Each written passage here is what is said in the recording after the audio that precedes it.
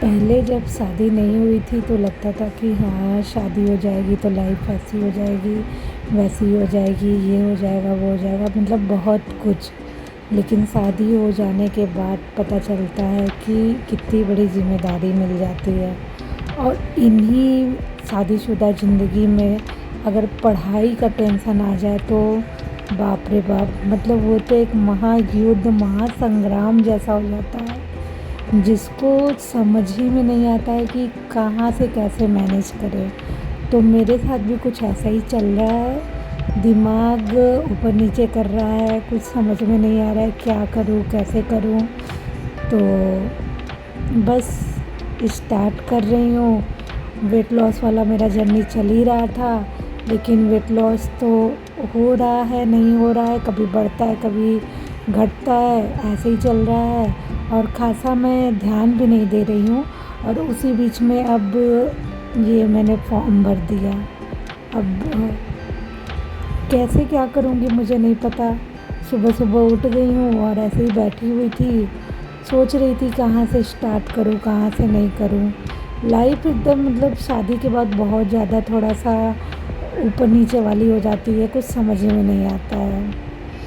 तो hey guys, welcome back to my channel. नमस्ते, कैसे हैं आप लोग। आई होप कि आप सभी लोग बहुत अच्छे होंगे और आपके आशीर्वाद से मैं भी अच्छी हूँ, मस्त हूँ। तो जी हाँ, मैं फॉर्म भर रही हूँ यूपी टेट का, जो कि अभी आया हुआ है फ़िलहाल में। यूपी टेट का फॉर्म 4 साल बाद शायद आया हुआ है। तो मुझे पता चला तो मैं भी एलिजिबल हूँ भरने के लिए, तो मैंने सोचा मैं भी भर दूँ। तो फटाफट मैंने फॉर्म भरवाया और फॉर्म भरवा के मैं चली आई घर। और ये जो वीडियो है मेरे एक दिन पहले की वीडियो है।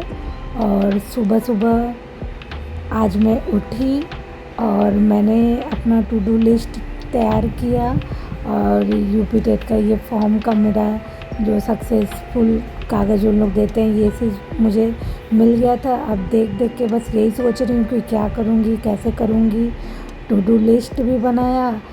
अब देखते हैं कि इसको पूरे दिन में कितना मैं फॉलो कर पाती हूँ, कितना नहीं कर पाती हूँ। अब अपने पूरे रूटीन में मुझे थोड़ा सा ऐड ऑन करना पड़ेगा पढ़ाई का। तो देखते हैं कैसे क्या होता है। अभी तो मैं वेट लॉस वाला कर ही रही थी कि बीच में अब ये भी आ गया है। तो पता नहीं कैसे दोनों को मैं मैनेज कैसे कर पाऊँगी, मुझे कुछ समझ में नहीं आ रहा है। तो गुड मॉर्निंग में मैं फटाफट उठ गई और उठने के बाद मेरा, मतलब जैसे माइंड एकदम रुक गया कि अब क्या करूँ, कैसे करूँ, क्या बनाऊँ, क्या लिखूँ, कुछ समझ में नहीं आ रहा था। कैसे घर का काम करूँगी।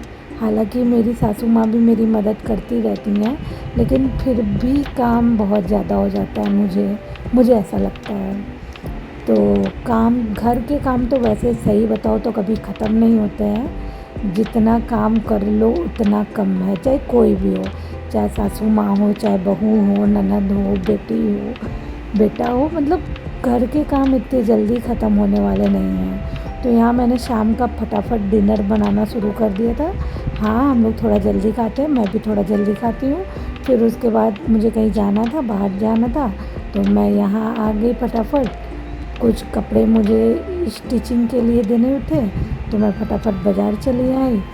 फिर उसके बाद एक होटल में कुछ सेल वगैरह लगे हुए थे, जो कपड़ों के सेल होते हैं, तो मैं वहाँ आई थी देखने।